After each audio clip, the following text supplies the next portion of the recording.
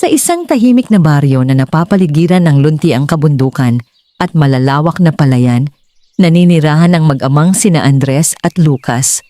Mahirap lamang ang kanilang pamumuhay, ngunit kilala sila sa buong lugar bilang mga taong marangal, masisipag at may mabubuting puso.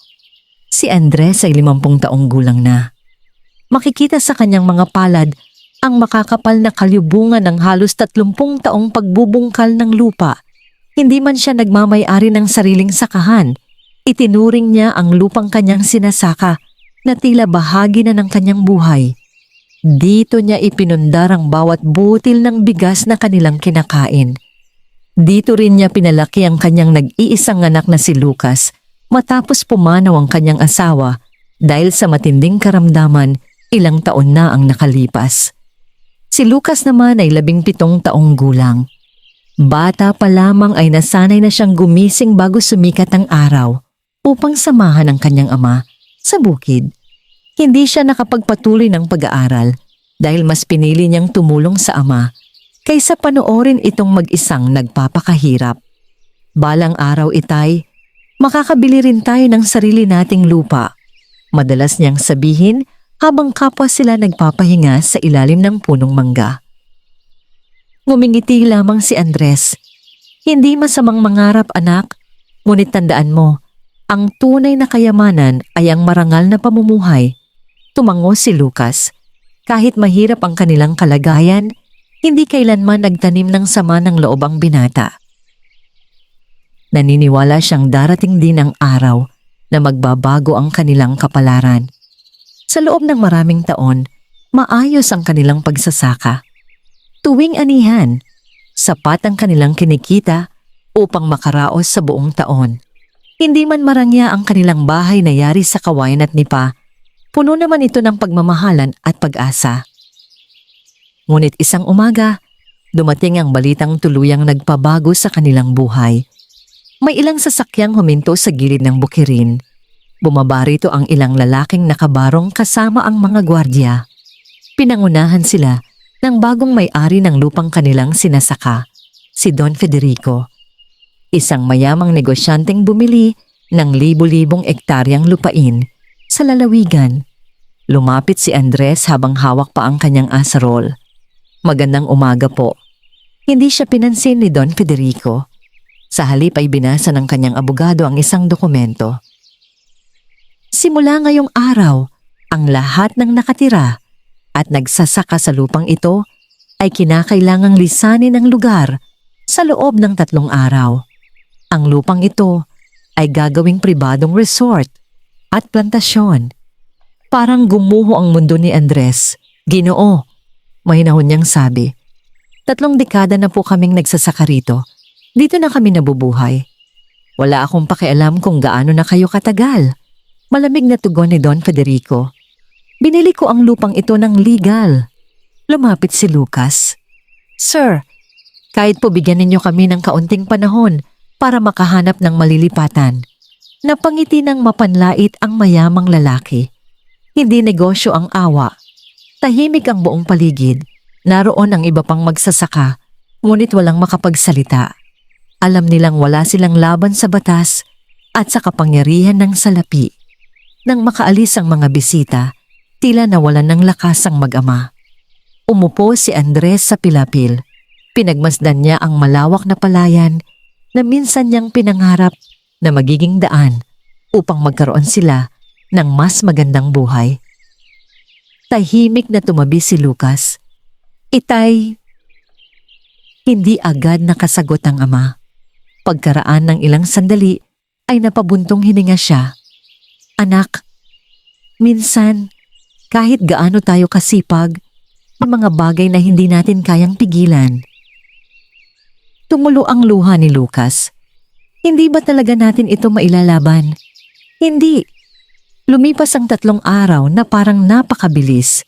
Isa-isang inilabas ng mag-ama ang kakaunti nilang kagamitan. Ilang damit, kaldero, banig, lumang larawan ng kanilang pamilya at mga gamit sa pagsasaka.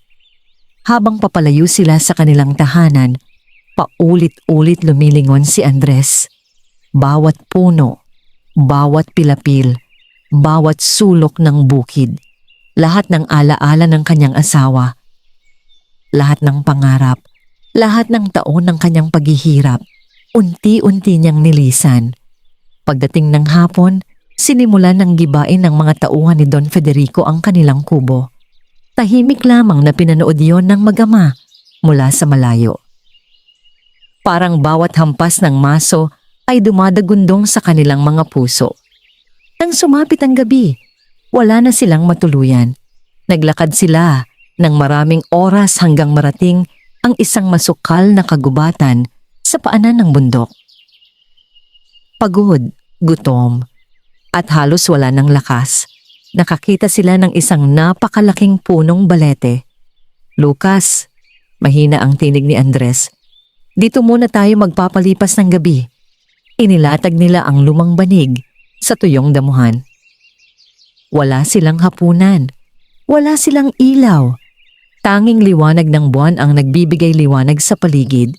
Tahimik na nakahiga si Lucas habang nakatanaw sa kalangitan. "Itay, bakit anak? Sa tingin ninyo, may pag-asa pa ba tayo?" Ngumiti si Andres kahit puno ng lungkot ang kanyang puso. "Habang humihinga tayo, may pag-asa." Isinara ni Lucas ang kanyang mga mata. Hindi nagtagal. Kapwa sila nakatulog sa ilalim ng napakalaking puno. Hindi nila namamalayang may isang nilalang na tahimik na nagmamasid mula sa likod ng matandang balete. Maliit ito. May mapupulang kasuotan, mahaba ang puting balbas, at sa kanyang mga mata ay makikita ang pambihirang kabaitan. Matagal niyang minasdan ang mag-amang walang tahanan. Pagkatapos ay mahina siyang ngumiti. Marahil, bulong niya sa sarili, dumating na ang panahong kailangan nilang malaman na ang kabutihan ay hindi kailanman nawawala ng gantimpala. Malamig ang simoy ng hangin nang sumikat ang unang sinag ng araw sa kagubatan. Unti-unting nagising si Lucas sa huni ng mga ibon at sa banayad na liwanag na sumisilip sa pagitan ng mga sanga ng matandang balete. Agad siyang bumangon at nilingon ang kanyang ama. Nakahiga pa rin si Andres, ngunit kapansin-pansin ang matinding pagkapagod sa kanyang mukha. Sa unang pagkakataon, sa napakaraming taon, wala silang bukid na pupuntahan, wala silang tahanang babalikan, at wala ring katiyakang naghihintay sa kanila. Lumapit si Lucas. "Itay," dahan-dahang iminulat ni Andres ang kanyang mga mata. "Magandang umaga, anak." Bagamat pilit siyang ngumiti, hindi nito natakpan ang lungkot na nakaukit sa kanyang mukha. Tahimik silang naupo sa ilalim ng punong balete. Mula sa kanilang kinauupuan ay tanawang hamog na unti-unting nawawala sa damuhan. Napakaganda ng paligid, ngunit hindi yun sapat upang maibsan ang bigat ng kanilang mga dinadala. Napansin ni Lucas ang kanilang supot. Binuksan niya iyon. Ilang pirasong kamote na lamang ang natitira. "Dalawa na lang ito, itay." "Hatiin na lang natin." Inihaw nila ang natitirang kamote gamit ang ilang tuyong kahoy na kanilang napulot. Tahimik silang kumain. Walang nag-uusap. Pareho nilang iniisip kung saan sila tutungo pagkatapos. Pagkaraan ng ilang sandali, tumayo si Andres. "Subukan nating maghanap ng baryo. Baka may mga ilangan ng manggagawa." Tumango si Lucas, ngunit bago pa sila makaalis, may napansin ang binata. "Itay, ano iyon? Tingnan ninyo." Sa paanan mismo ng balete ay may isang maliit na basket na yari sa kawayan. Hindi nila yon napansin kagabi. Lumapit sila. Sa loob nito ay may bagong pitas na mga prutas, isang maliit na banga ng malamig na tubig, at ilang pandesal na mainit-init pa. Nagkatinginan ng mag-ama. "Sino kaya ang nag-iwan nito?" tanong ni Lucas. Umiling si Andres. "Wala akong alam." Lumingon sila sa paligid. Tahimik ang kagubatan. Walang bakas ng ibang tao. "Hindi kaya para sa iba ito?" Nag-aalinlangang tanong ni Lucas. Posible. Nakakahiya namang kunin. Ilang minuto silang naghintay. Ngunit walang dumating. Sa wakas ay nagsalita si Andres. Kung may-ari man nito ang dumating mamaya, babayaran natin kapag nagkaroon tayo ng pera. Tumango si Lucas. Nagpasalamat muna silang dalawa bago kumain. Hindi nila alam na mula sa likod ng makapal na ugat ng balete ay may isang pares ng matang tahimik na nagmamasid sa kanila. Isa itong maliit na nilalang na halos kasinlaki lamang ng 10 taong gulang na bata. Suot nito ang matingkad na pulang kasuotan. Mahaba ang maputing balbas at sa kanyang mukha ay naroon ang isang payapang namngiti. Ang mabuting duwende. Matagal na niyang sinusubaybayan ng mag-ama. Noong nakaraang gabi, nakita niya kung paano pinili ng mag-ama na matulog sa ilalim ng kanyang punong balete nang hindi sinisira ang anumang halaman at hindi pumuputol ng kahit isang buhay na sanga. Narinig din niya ang kanilang pag-uusap.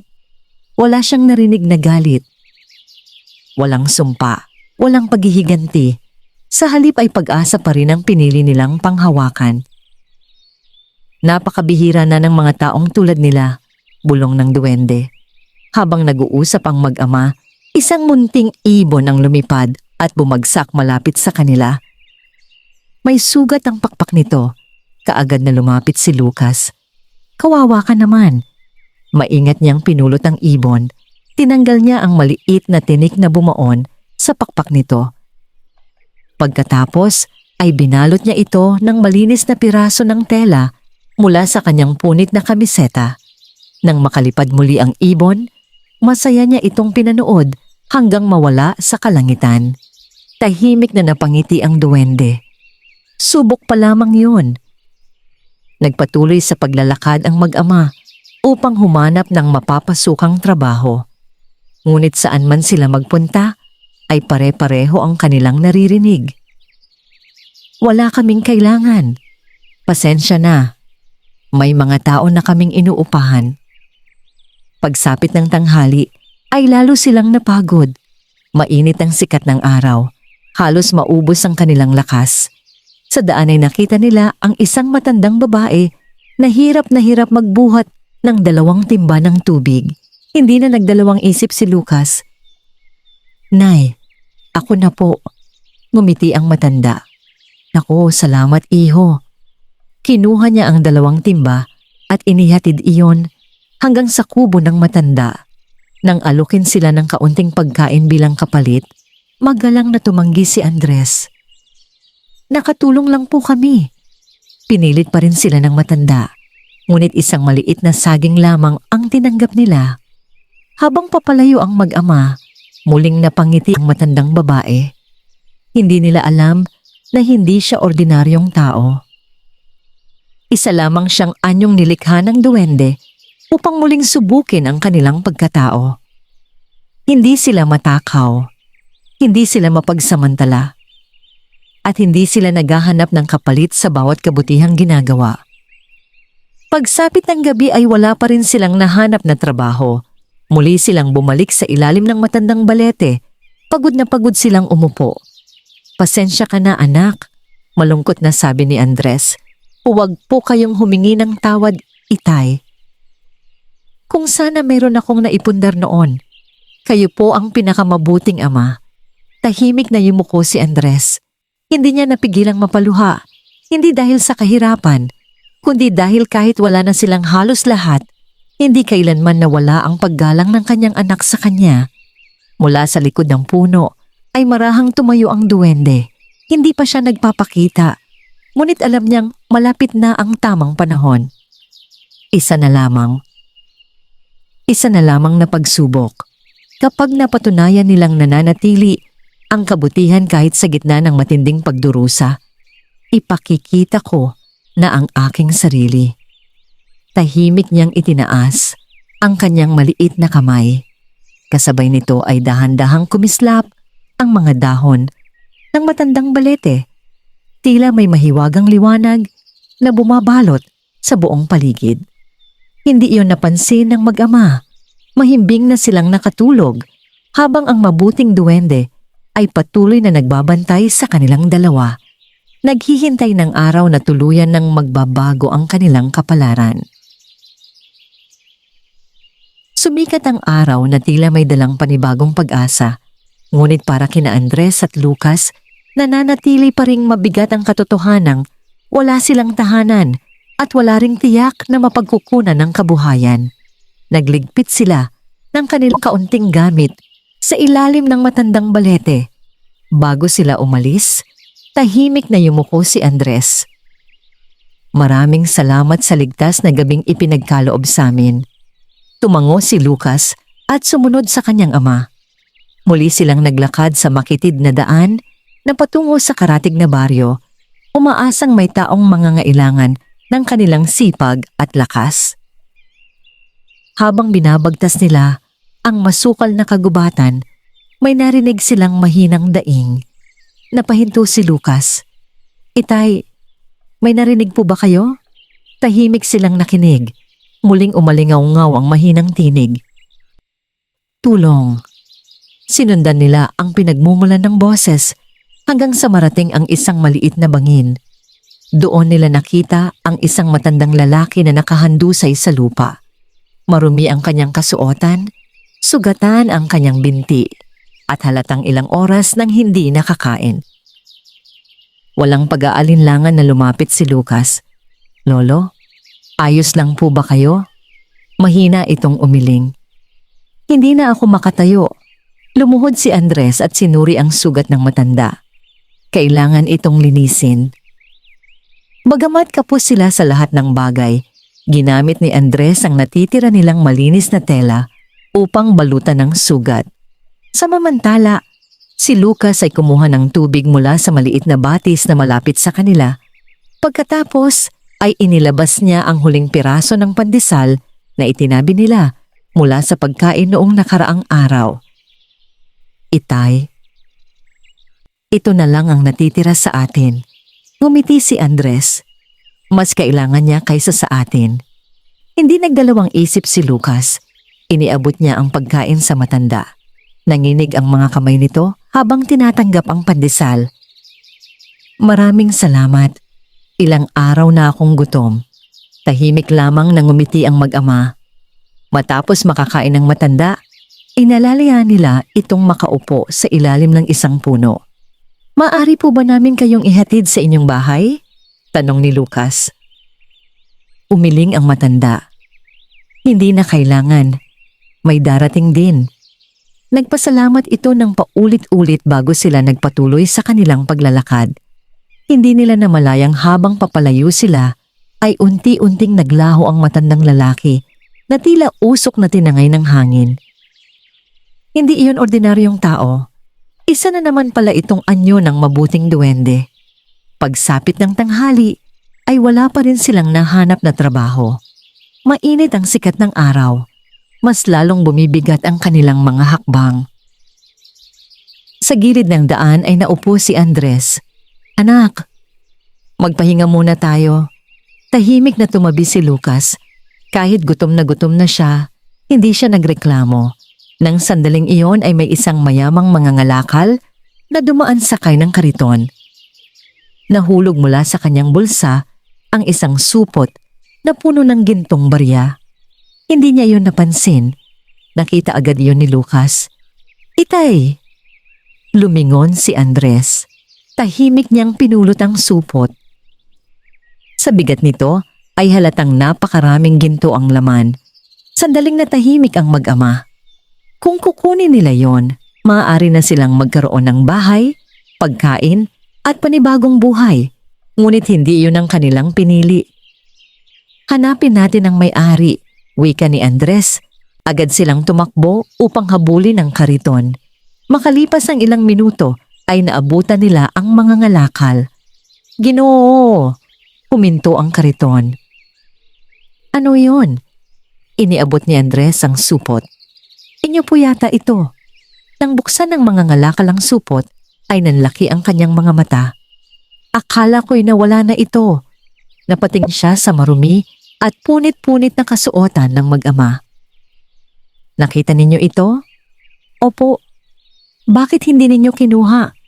Ngumiti lamang si Andres. Hindi po namin pag-aari. Matagal na napatitig ang mga ngalakal sa kanilang dalawa. Bilang pasasalamat ay inalok niya sila ng ilang gintong barya. Ngunit magalang na tumanggi si Andres. Nagawa lang po namin ang tama. Lalong humanga ang mga ngalakal.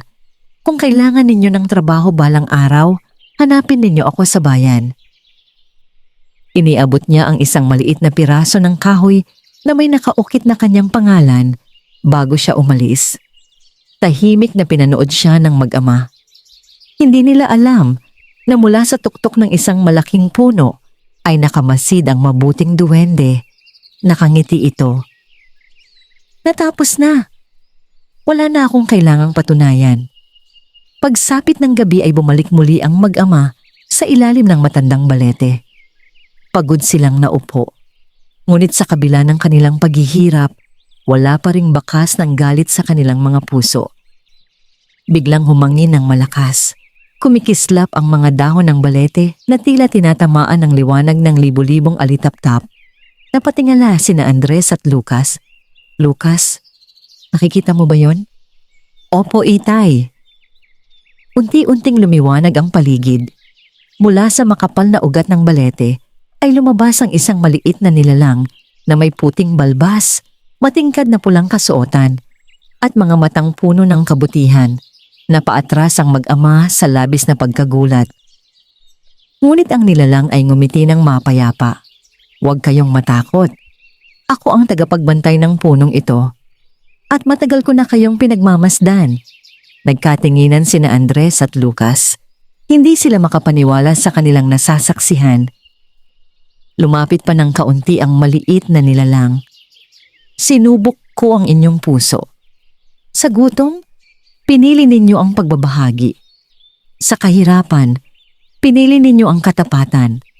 Sa pagdurusa, hindi ninyo iniwan ang kabutihan. Bahagyang yumuko ang duwende bilang paggalang. Kayo ang unang mga taong nakapasa sa lahat ng aking pagsubok matapos ang napakaraming taon. Tahimik na napaluha si Andres.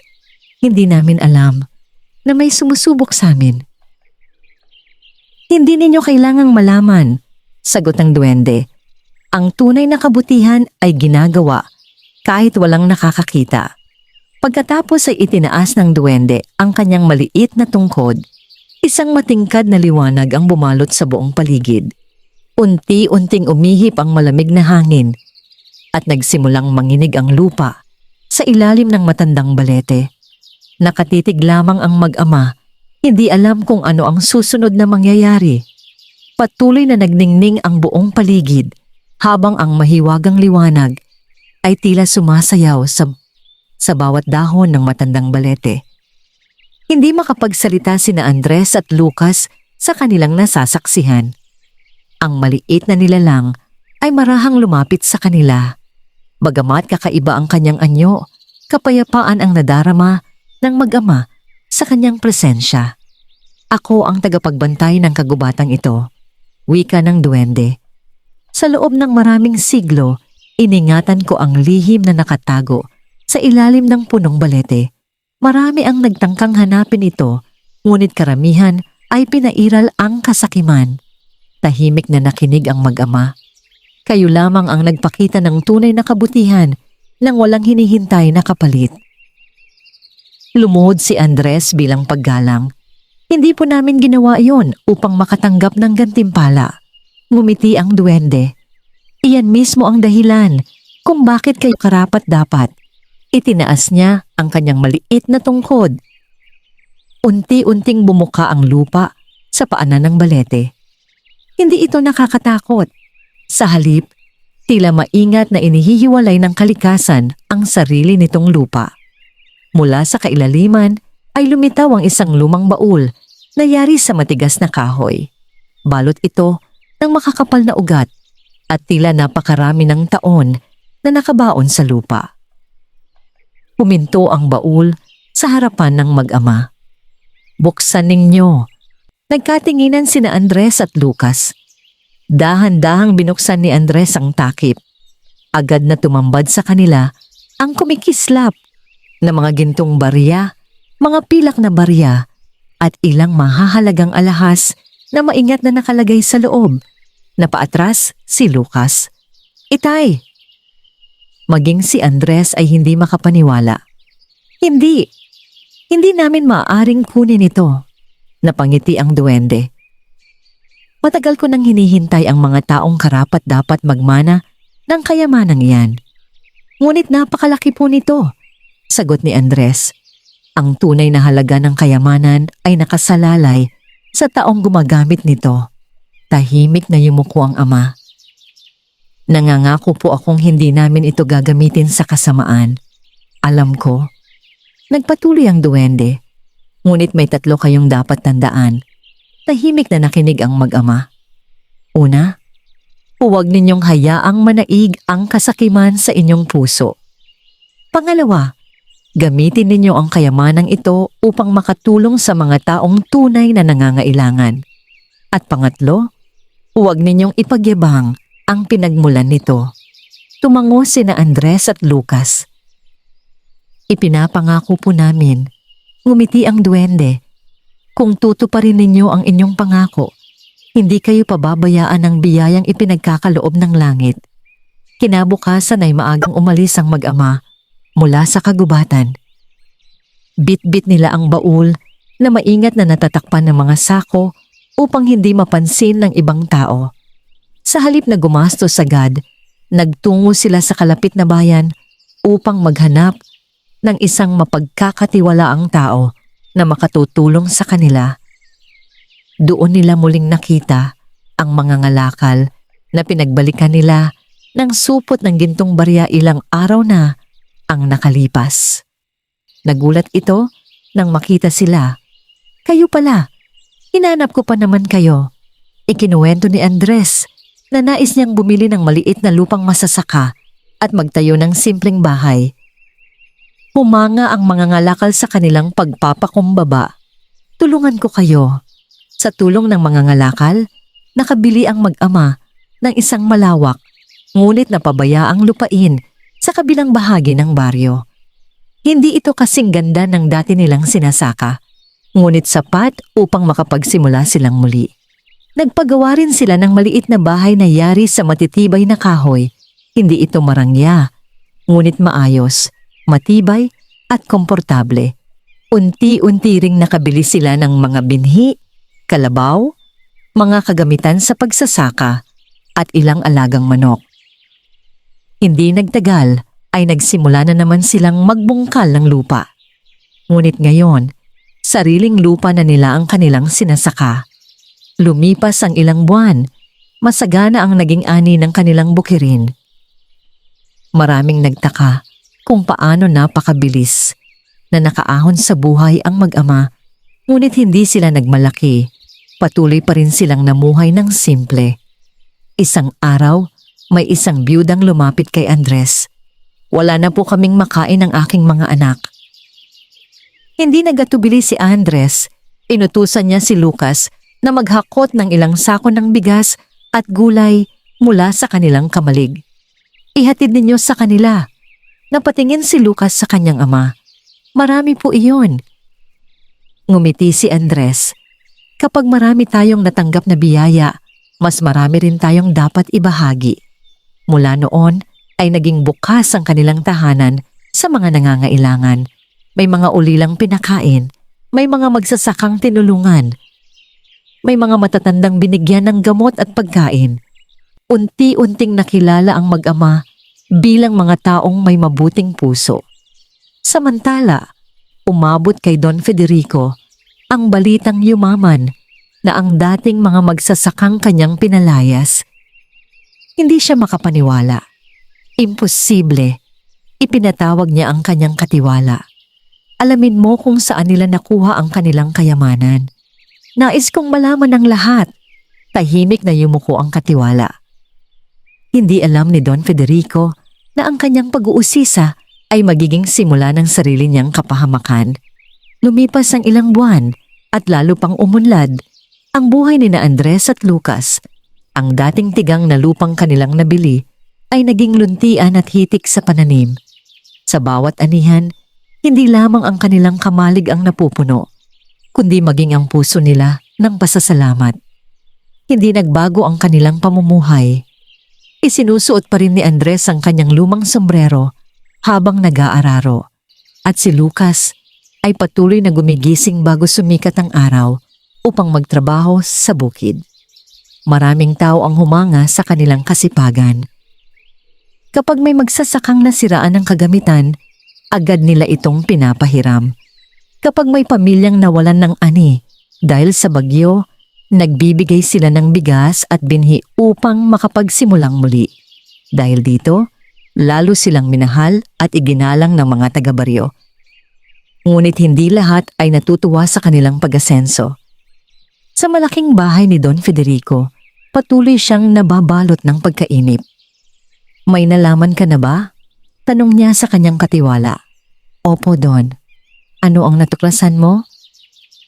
Marami pong nagsasabing bigla na lamang silang yumaman matapos silang manirahan ng ilang gabi sa kagubatan. Napakunot ang noo ni Don Federico. Kagubatan? Opo. Sa ilalim daw ng isang matandang punong balete. Tumayo si Don Federico. Hindi ako naniniwalang swerte lamang yon. Tahimik siyang naglakad patungo sa bintana. Sigurado akong may nakatagong kayamanan doon. Lumapit ang katiwala. Kung gusto po ninyo, magpapadala tayo ng mga tauhan. Ngumiti si Don Federico. Hindi. Ako mismo ang pupunta. Samantala, hindi alam ni na Andres at Lucas na may nagmamasid sa kanila. Mula sa malayo ay pinanonood sila ng mabuting duwende. Masaya niyang nakita na hindi nagbago ang kanilang mga puso kahit dumating ang kasaganaan. Hindi ako nagkamali sa pagpili sa kanila, bulong niya. Bigla siyang napalingon sa gawing kagubatan.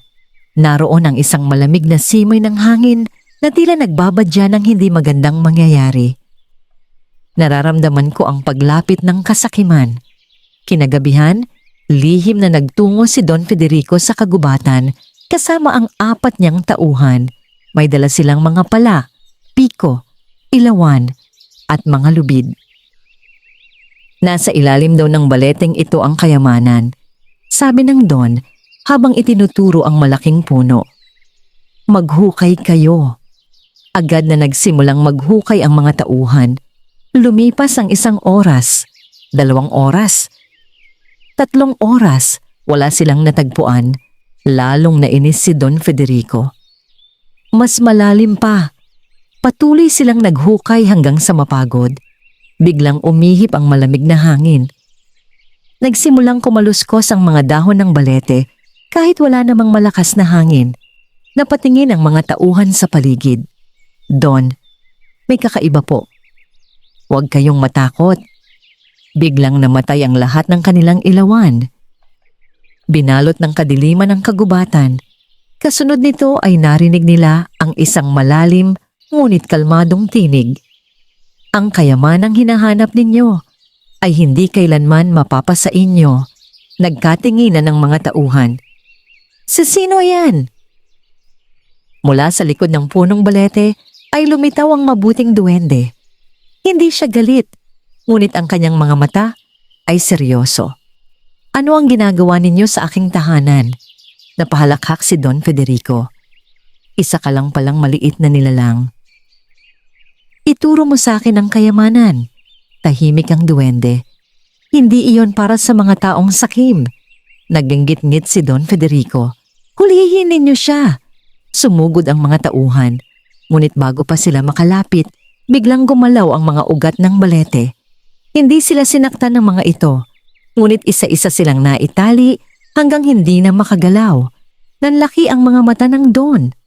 Ano itong mahika? Lumapit ang duwende. Maraming taon mong ginamit ang iyong kayamanan upang apihin ang mahihirap. Ngayon ay nais mo pang angkinin ang biyayang inilaan para sa mabubuting tao. Unti-unting yumuko si Don Federico, hindi dahil sa pagsisisi, kundi dahil sa takot. Pakawalan mo kami. Hindi ko kayo sasaktan sapagkat ang pinakamabigat na parusa ay ang bunga ng sariling kasakiman. Iwinasiwas ng duwende ang kanyang tungkod. Biglang naglaho ang lahat ng hukay na ginawa nila. Nawala rin ang mga pala, piko at ilawan. Nang makalaya ang mga tauhan, dali-dali silang tumakbo palayo sa kagubatan. Ngunit si Don Federico ay nanatiling nakatayo. Hindi siya makapaniwala sa kanyang nasaksihan. Matatapos din ito, bulong niya. Hindi pa ako sumusuko. Tahimik siyang umalis, dala ang mas matinding pagnanasa na makuha ang lihim ng kagubatan. Sa malayo, nakatanaw ang mabuting duwende. Napabuntong hininga siya. Kapag ang puso ay nilamon ng kasakiman, kahit gaano kalaking biyaya ang dumating, ay hindi ito magiging sapat. Hindi niya alam na ang pagkabigo ni Don Federico ay hindi magwawakas sa gabing iyon. Sa halip, ito ang magiging simula ng isang mas malaking panganib na haharapin ni na Andres at Lucas. Lumipas ang ilang linggo matapos ang nangyari sa kagubatan. Muling naging tahimik ang baryo at ipinagpatuloy ni na Andres at Lucas ang kanilang payapang pamumuhay. Maaga pa lamang ay nasa bukid na sila. Kasabay ng pagsikat ng araw, masigla nilang inaalagaan ang kanilang mga tanim. Ang dating tigang na lupa ay namunga ng sagana dahil sa kanilang sipag at tiyaga. Patuloy rin silang tumutulong sa mga nangangailangan. May isang magsasakang nasunugan ng kamalig, kaya binigyan nila ito ng mga binhi upang makapagsimulang muli. Isang ulilang bata naman ang kanilang pinag-aral sa tulong ng kanilang kinita sa ani. Dahil dito, lalo silang iginalang ng buong baryo. Ngunit habang dumarami ang mga taong humahanga sa kanila, lalo namang tumitindi ang inggit ni Don Federico. Hindi niya matanggap na ang mga taong dati niyang minamaliit ay ngayon mas iginagalang kaysa sa kanya. Isang gabi, ipinatawag niya ang kanyang mga katiwala. Hindi ako naniniwalang sipag lamang ang dahilan ng kanilang pagyaman. Tahimik ang mga tauhan. Nais kong malaman ninyo ang lahat. Bantayan ninyo sila araw at gabi. Alamin ninyo kung saan nila itinatago ang kanilang kayamanan. Opo, Don. Hindi naglaon. Napansin ni Lucas na may mga hindi pamilyar na taong palaging nakikita sa paligid ng kanilang bukirin. Itay? Mahina niyang sabi. Parang may nagmamasid sa atin. Hindi agad nagsalita si Andres. Pinagmasdan niya ang paligid bago sumagot. Nakikita ko rin sila. Sa tingin ninyo sino sila? Hindi ko alam. Ngunit maging maingat tayo. Hindi sila natakot. Ngunit naging mas mapagmatsyag sila sa bawat kilos ng mga estranghero. Kinagabihan, muling nagpakita ang mabuting duwende sa ilalim ng matandang balete. Tahimik siyang nakaupo sa isang malaking ugat habang naghihintay. Makalipas ang ilang sandali, dumating sina Andres at Lucas upang magpasalamat. Tulad ng kanilang nakagawian tuwing kabilugan ng buwan, pagkakita nila sa duwende ay magalang silang yumuko. Maligayang gabi, bati ng duwende. Magandang gabi rin po, sagot ni Andres. Napansin agad ng duwende ang pag-aalala sa kanilang mga mukha. May bumabagabag sa inyong isipan. Ikinuwento ni Lucas ang mga lalaking palaging sumusunod sa kanila. Tahimik na nakinig ang duwende. Hindi kayo nagkakamali. Si Don Federico ang may kagagawa nito. Nagkatinginan ng mag-ama. Ano po ang kanyang balak? Tanong ni Lucas. Hinahanap niya ang pinagmulan ng inyong biyaya. Napabuntong hininga si Andres. Wala kaming intensyong makipag-away. Alam ko. Tandaan ninyo, hindi lahat ng laban ay nilulutas sa lakas. May mga pagkakataong ang katotohanan at kabutihan ang pinakamabisang sandata. Tumango ang mag-ama. Samantala, sa malaking bahay ni Don Federico, dumating ang kanyang mga tauhan, dala ang kanilang ulat. Don, wala po kaming nakitang anumang kayamanan. Kakaiba lamang po ang napansin namin. Ano yon? Tuwing gabi ng kabilugan ng buwan, pumupunta sila sa kagubatan. Napangiti si Don Federico. Iyon na ang hinihintay ko. Mamayang gabi, susundan natin sila. Pagsapit ng gabi, nagtungo muli sina Andres at Lucas sa matandang balete upang magpasalamat sa duwende. Hindi nila alam na mula sa malayo ay tahimik silang sinusundan ng mga tauhan ni Don Federico. Nagtago ang mga ito sa likod ng malalaking puno. Doon nila nakita ang duwendeng nakikipag-usap sa magama. Nanlaki ang kanilang mga mata. May duwende nga. Isa sa kanila ang agad tumakbo pabalik upang ibalita ito sa Don. Samantala, napansin ng duwende ang presensya ng mga espiya. Hindi siya nagpahalata. Nang makaalis ang mag-ama, marahan niyang itinaas ang kanyang tungkod. Isang banayad na liwanag ang bumalot sa buong kagubatan. Panahon na upang ihanda ang inyong mga puso. Mahina niyang bulong. Sapagkat darating na ang araw na susubukin ang inyong katapangan, pagkakaisa at pananampalataya. Sa di kalayuan, mabilis na tumatakbo ang tauhan ni Don Federico upang dalhin ang balitang matagal nang hinihintay ng kanyang amo. At nang marinig iyon ni Don Federico, unti-unti siyang ngumiti. Kung ang duwende ang susi sa kayamanan, kung gayon, ang duwende ang aking huhulihin. Hindi niya alam na ang kanyang bagong plano ang magdadala sa kanya sa pinakamalaking pagkakamali ng kanyang buhay. Lumipas ilang araw matapos matuklasan ni Don Federico na may isang duwendeng naninirahan sa ilalim ng matandang balete. Mula noon, wala na siyang ibang inisip kundi kung paano niya ito mahuhuli.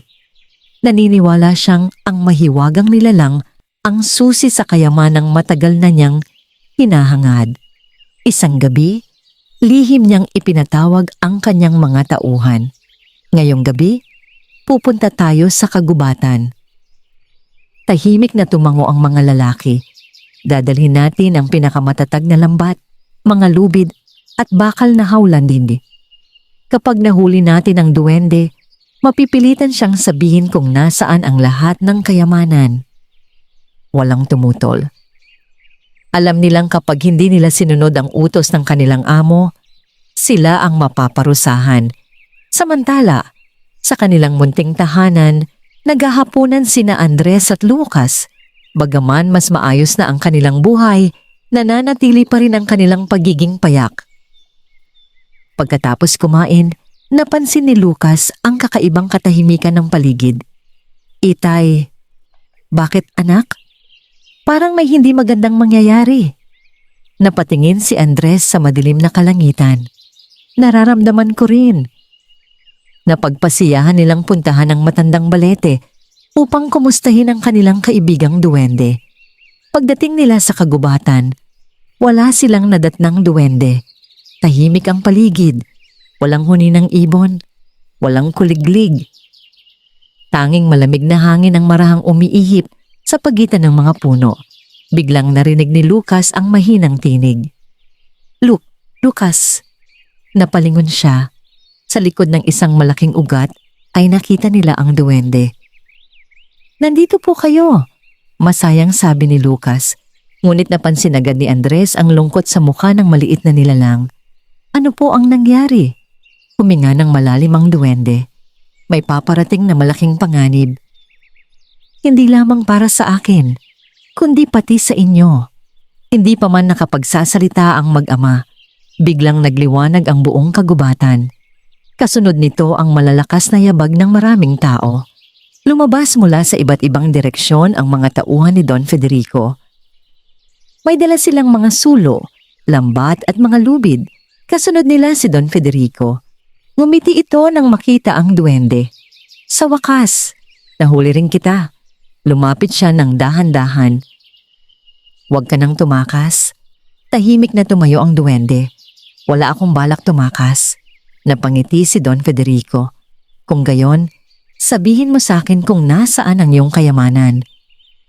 Umiling ang duwende. Ang kayamanan ay hindi kailanman mapupunta sa taong sakim. Nagbago ang mukha ng Don. Hulihin ninyo siya.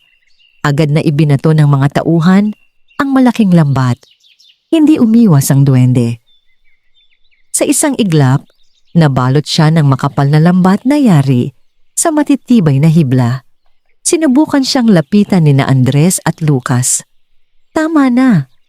Huwag ninyo siyang saktan, sigaw ni Lucas. Hinarangan sila ng mga tauhan. Huwag kayong makialam. Galit na galit si Andres. Wala siyang ginagawang masama. Ngunit walang nakinig.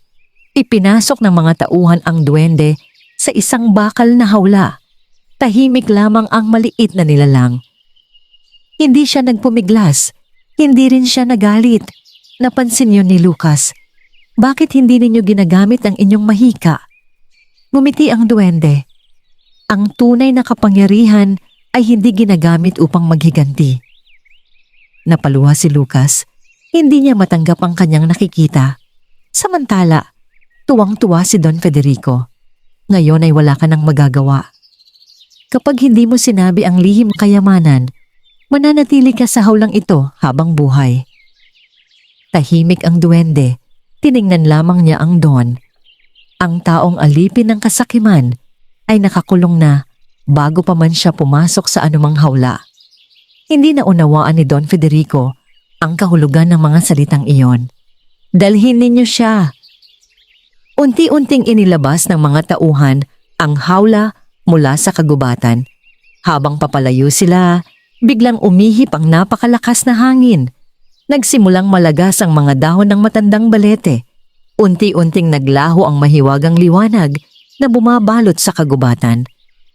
Natahimik ang buong paligid. Lumuhod si Lucas. Itay, paano na siya? Tahimik na yumuko si Andres. Hindi natin siya maaaring pabayaan.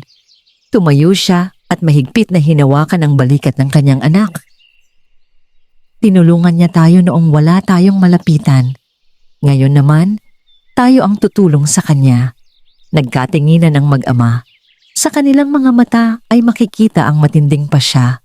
Alam nilang mapanganib ang kanilang gagawin. Ngunit handa silang isugal ang lahat upang mailigtas ang mabuting duwende na minsang nagligtas sa kanilang buhay. Sa malayo, habang dinadala ang hawla patungo sa malaking mansyon, nanatiling kalmado ang duwende. Bahagya siyang ngumiti. Sapagkat alam niyang ang pinakamahalagang pagsubok ay hindi para sa kanya, kundi para sa dalawang taong pinili niyang pagkatiwalaan. Madilim ang kalangitan ng gabing iyon. Mababakas sa mukha ni na Andres at Lucas ang matinding pag-aalala habang nakatanaw sila sa daang tinahak ng mga tauhan ni Don Federico. Hindi sila agad kumilos. Alam nilang kung padadala sila sa bugso ng damdamin, lalo lamang nilang mailalagay sa panganib ang kanilang sarili at ang mabuting duwende. Huminga ng malalim si Andres. Anak, kailangan nating pag-isipan ang bawat hakbang. Tumango si Lucas. Hindi natin siya maaring pabayaan. Kinabukasan maaga silang nagtungo sa bayan, hindi upang humingi ng tulong sa mga pinuno, sapagkat alam nilang marami sa mga ito ay takot kay Don Federico. Sa halip, pinuntahan nila ang mga taong minsan nilang natulungan. Una nilang kinausap ang biyudang binigyan nila ng pagkain. Sumunod ang matandang magsasakang kanilang tinulungan noong nasira ang kanyang ani. Maging ang mga kabataang kanilang pinag-aral ay dumating. Isa-isang nagtipon ang mga tao. Nang malaman nila ang nangyari sa mabuting duwende, nagalit ang buong baryo. Kung hindi dahil sa inyo, marami sa amin ang naggutom noon. Panahon na upang suklian namin ang inyong kabutihan. Hindi nagtagal ay nabuo ang isang pangkat ng mga magsasaka, mangingisda, karpintero at mga kabataang handang tumulong. Ngunit itinaas ni Andres ang kanyang kamay. Hindi tayo pupunta upang makipaglaban. Tutungo tayo upang iligtas ang isang inosenteng nilalang. Tahimik na tumango ang lahat. Samantala, sa malaking mansyon ni Don Federico, nakapiit ang mabuting duwende sa loob ng isang bakal na hawla. Maraming bantay ang nakapaligid dito. Lumapit si Don Federico. Handa ka na bang magsalita? Tahimik lamang ang duwende. Sabihin mo sa akin kung saan nakatago ang iba pang kayamanan. Ngumiti ang duwende. Ang pinakamahalagang kayamanan ay hindi nakikita ng mga matang puno ng kasakiman. Napangisi ang Don. Matigas pa rin ang ulo mo. Iniwan niya ang hawla, ngunit hindi niya napansing unti-unting nalalanta ang mga halaman sa paligid ng kanyang mansyon. Ang mga puno nagsimulang matuyo. Ang malinaw na tubig sa balon ay naging maputik. Unti-unti ring nawala ang masaganang ani sa kanyang malalawak na lupain. Hindi niya alam na ang kalikasan ay nalulungkot dahil sa pagkakabilanggo ng tagapagbantay nito. Pagsapit ng gabi, lihim na lumapit sina Andres, Lucas, at ang ilang mapagkakatiwalaang taga-baryo sa likuran ng mansyon. Pinagmasdan nila ang kilos ng mga bantay. Napakarami nila, bulong ng isang magsasaka.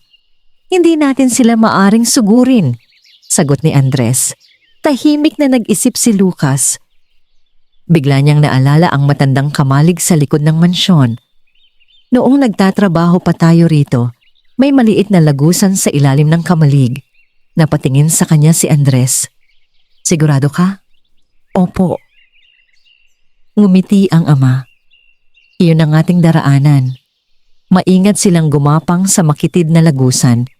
Madilim at makipot iyon, ngunit sapat upang makapasok sila sa loob ng bakuran nang hindi napapansin. Paglabas nila, agad nilang nakita ang hawlang kinalalagyan ng duwende. Napangiti ang maliit na nilalang nang makita ang mag-ama. Alam kong darating kayo. Lumapit si Lucas. Narito kami upang iligtas kayo. Ngunit bago pa niya mahawakan ang kandado, biglang umalingaw-ngaw ang isang malakas na tinig. Huwag kayong gagalaw. Naglabasan ang mga bantay mula sa iba't ibang sulok ng bakuran. Kasama nila si Don Federico. Napangiti ito. Alam kong babalik kayo. Unti-unting pinalibutan ng mga bantay ang mag-ama at ang kanilang mga kasama. Humakbang si Don Federico habang nakangisi. Ngayon, wala na kayong matatakasan. Tahimik na tumayo si Andres sa harap ng kanyang anak. Huwag mong idamay ang ibang tao. Ngunit bago pa makapag-utos si Don Federico, biglang umihip ang napakalakas na hangin. Kumapal ang maiitim na ulap sa kalangitan. Nagliwanag ang paligid sa isang pambihirang sinag na nagmumula sa kagubatan. Kasabay nito, nagsimulang manginig ang lupa. Napatingin ang lahat sa malayong direksyon ng matandang balete. Mula roon ay dahan-dahang kumalat ang isang matingkad na liwanag na papalapit sa mansyon. Hindi maikubli ang takot sa mukha ni Don Federico. Ano? Ano ang nangyayari? Tahimik na ngumiti ang mabuting duwende. Ang kalikasan ay hindi kailanman tumatalikod sa mga taong may dalisay na puso. Lalong lumakas ang pagyanig ng lupa. At sa harap ng lahat, nagsimulang mabiyak ang bakal na hawlang matagal nang ikinulong sa mabuting duwende. Patuloy na lumalakas ang pagyanig ng lupa sa loob ng mansyon ni Don Federico. Ang matitibay na haligi ay bahagyang umuuga, habang ang mga puno sa bakuran ay tila sumasabay sa malakas na hangin. Napatigil ang lahat. Maging ang mga bantay ay napaatras sa matinding takot. Kasabay ng isang malakas na lagitik ay tuluyang nabiyak ang bakal na hawlang kinalalagyan ng mabuting duwende. Unti-unti siyang lumabas. Hindi galit ang makikita sa kanyang mukha. Sa halip, naroon ang matinding lungkot. Tahimik siyang tumingin kay Don Federico. Hanggang ngayon, may pagkakataon ka pang magsisi. Ngunit sa halip na magsisi, naggit-ngit ang Don. Huwag ninyo siyang hayaang makatakas. Muling sumugod ang mga bantay. Subalit bago pa sila makalapit, biglang umusbong mula sa lupa ang makakapal na ugat ng mga puno. Hindi sinaktan ng mga ugat ang mga bantay. Sa halip, marahan silang pinalibutan at pinigilang makagalaw. Nang makita ito, Lalo pang nanginig si Don Federico. Hindi maari. Lumapit ang duwende. Maraming taon mong ginamit ang iyong kapangyarihan upang apihin ang mahihirap. Pinagkaitan mo sila ng kabuhayan. Sinira mo ang kanilang mga tahanan. At ngayon, nais mo pang angkinin ang biyayang hindi mo pinaghirapan. Hindi makasagot si Don Federico. Nagsimula siyang umatras. Ngunit bawat hakbang niya ay tila lalong bumibigat. Parang may puwersang pumipigil sa kanyang paglayo. Lumapit sina Andres at Lucas. Itigil na natin ito, sabi ni Andres. Napatingin sa kanya ang duwende. Humihingi ako ng awa para sa kanya. Nagulat ang lahat. Maging si Don Federico ay hindi makapaniwala. Matapos ang lahat ng ginawa niya sa atin, naaawa pa rin kayo? Tanong ng duwende. Tahimik na tumango si Andres. Ang galit ay hindi kailanman magbubunga ng kapayapaan. Kung tunay na mabuti ang ating puso, marunong din tayong magpatawad. Napaluha si Lucas. Iyon po ang itinuro ninyo sa amin, na tahimik ang buong paligid. Maging ang malakas na hangin ay tila humina. Matagal na pinagmasdan ng duwende si Don Federico. Pagkatapos ay itinaas niya ang kanyang maliit na tungkod. Unti-unting umurong ang mga ugat ng mga puno. Huminto ang pagyanig ng lupa. Nagbalik ang katahimikan. Ngunit nang tingnan ni Don Federico ang kanyang malawak na lupain, halos mawalan siya ng lakas. Ang dati niyang mga taniman ay natuyo. Ang mga punong dati hitik sa bunga ay wala ng dahon. Ang kanyang mga kamalig ay walang laman. Hindi ito sumpa. Ito ang bunga ng kanyang sariling kapabayaan at kasakiman. Lumuhod si Don Federico. Sa unang pagkakataon sa kanyang buhay, tumulo ang kanyang mga luha. Patawad. Tahimik ang lahat. Lumapit si Andres at inalalayan siyang makatayo. Ang paghingi ng tawad ay simula lamang. Ang tunay na pagbabago ay makikita sa iyong mga susunod na gagawin. Napayuko si Don Federico. Nauunawaan ko. Humarap siya sa lahat ng mga magsasaka. Nagkasala ako sa inyo. Ibabalik ko ang mga lupang inagaw ko. Tutulong akong maitayo muli ang mga tahanang aking ipinagiba. Nagkatinginan ng mga tao. Marami ang hindi agad naniwala, ngunit nakita nila ang tunay na pagsisisi sa kanyang mga mata. Ngumiti ang mabuting duwende.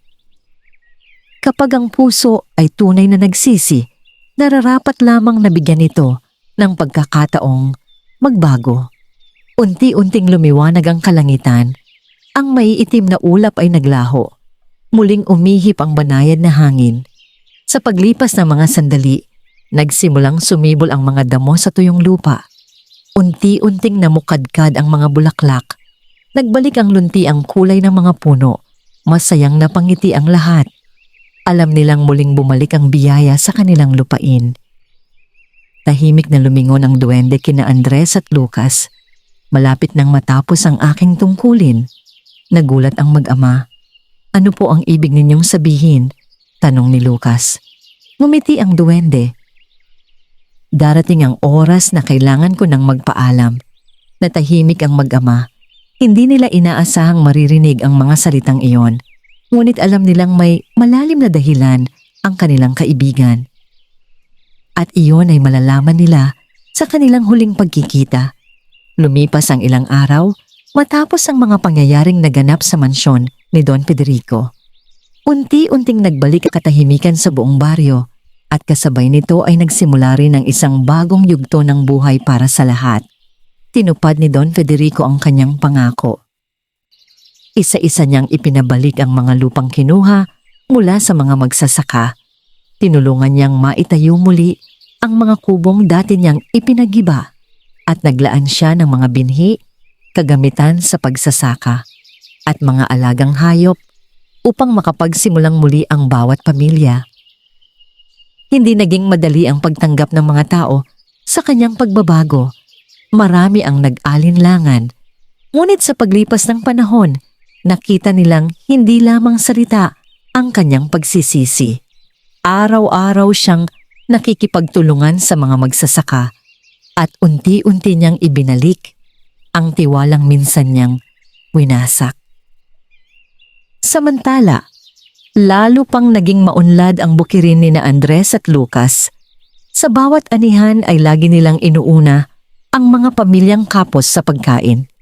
Nagpatayo sila ng isang malaking kamalig na bukas para sa sino mang mangangailangan ng bigas tuwing may tagtuyot o kalamidad. Nagtayo rin sila ng isang maliit na paaralan upang ang mga batang mahihirap ay magkaroon ng pagkakataong makapag-aral.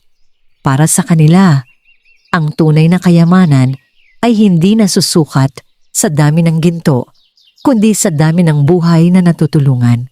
Isang gabi ng kabilugan ng buwan, muling nagtungo ang mag-ama sa ilalim ng matandang balete. Tahimik ang kagubatan, banayad ang ihip ng hangin, maliwanag ang sinag ng buwan na tumatama sa malalaking ugat ng puno. Hindi nagtagal ay lumitaw ang mabuting duwende. Ngunit kakaiba ang kanyang anyo. Mas maliwanag ang kanyang paligid at tila unti-unti siyang nababalot ng kumikislap na liwanag. Napansin niyo ni Lucas, bakit po kayo nagliliwanag? Ngumiti ang duwende. Dumating na ang panahon ng aking pamamaalam. Hindi napigilan ni Lucas ang mapaluha. Huwag naman po. Lumapit si Andres. Malaki ang utang na loob namin sa inyo. Umiling ang duwende. Wala kayong utang sa akin. Kayo mismo ang lumikha ng inyong magandang kapalaran. Nagkatinginan ng mag-ama. Hindi po namin nauunawaan. Tahimik na tumingin ang duwende sa matandang balete. Noong una ko kayong nakita, wala na kayong tahanan. Wala na kayong kabuhayan. Wala na kayong kasiguruhan sa buhay. Ngunit kahit ganoon, hindi ninyo piniling magnakaw. Hindi kayo nagsinungaling. Hindi kayo nagtanim ng galit. At hindi ninyo tinalikuran ng kabutihan. Huminto siya sandali.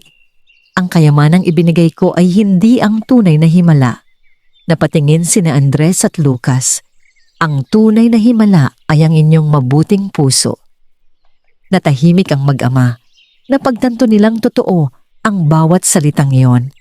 Kung naging sakim sila noon, marahil ay hindi rin nila napangalagaan ang biyayang ipinagkaloob sa kanila. Ngunit dahil pinili nilang maging mabuti, ang kanilang kayamanan ay naging daan upang umunlad ang buong pamayanan. Unti-unting lumiwanag ang buong kagubatan. Nagsimulang sumayaw ang daan-daang alitap-tap sa paligid ng matandang balete. Kasabay nito ay namukadkad ang mga bulaklak na noon lamang nila nakita. Ngumiti ang duwende. Panahon na. Itinaas niya ang kanyang maliit na tungkod. Mula sa dulo nito ay lumabas ang isang sinag ng gintong liwanag na bumalot sa buong kagubatan. Kasabay nito ay naramdaman ng mag-ama ang kakaibang init na pumuno sa kanilang mga puso. Hindi na ninyo ako muling makikita. Ngunit hanggat may taong gumagawa ng kabutihan nang walang hinihintay na kapalit, mananatili ang aking pagpapala sa lupaing ito. Dahan-dahang naglaho ang kanyang anyo na parang hamog na tinangay ng banayad na hangin. Maraming salamat. Mahina, ngunit puno ng damdaming sambit ni Lucas. Tahimik na yumuko si Andres bilang huling pagpupugay. Lumipas ang maraming taon. Naging isa si Lucas sa pinakaginagalang na pinuno ng kanilang pamayanan. Ipinagpatuloy niya ang mga aral ng kanyang ama, ang pagiging masipag, matapat, mapagkumbaba, at mapagbigay. Nang tumanda si Andres, madalas siyang umupo sa ilalim ng matandang balete, kung saan nagsimula ang pinakamahalagang pagbabago sa kanilang buhay. Sa bawat pagkakataon, lagi niyang naaalala ang maliit na kaibigang nagpakita sa kanila ng tunay na kahulugan ng biyaya. Nang pumanaw si Andres dahil sa katandaan, buong baryo ang nagluksa. Hindi dahil sa kanyang kayamanan, kundi dahil sa kabutihang iniwan niya sa puso ng bawat taong kanyang natulungan. Ipinagpatuloy ni Lucas ang kanilang sinimulan. Ang dating baryong puno ng kahirapan ay naging isang pamayanang kilala sa pagkakaisa, pagtutulungan at malasakit sa kapwa. At sa tuwing sasapit ang gabi ng kabilugan ng buwan, sinasabi ng mga matatanda na may mumunting liwanag na umiikot sa paligid ng matandang balete. May ilan ding nagsasabing tila may isang maliit na nilalang na nakangiti habang binabantayan ang kagubatan. Ngunit para kay Lucas, hindi mahalaga kung makita pa niya muli ang mabuting duwende, sapagkat alam niyang ang pinakamahalagang pamana nito ay hindi ang ginto o ang kayamanan, kundi ang aral na ang kabutihan, katapatan, kasipagan, at pagmamalasakit sa kapwa ay mga kayamanang hindi kailanman nauubos at siyang nagdadala ng tunay na biyaya. Wakas.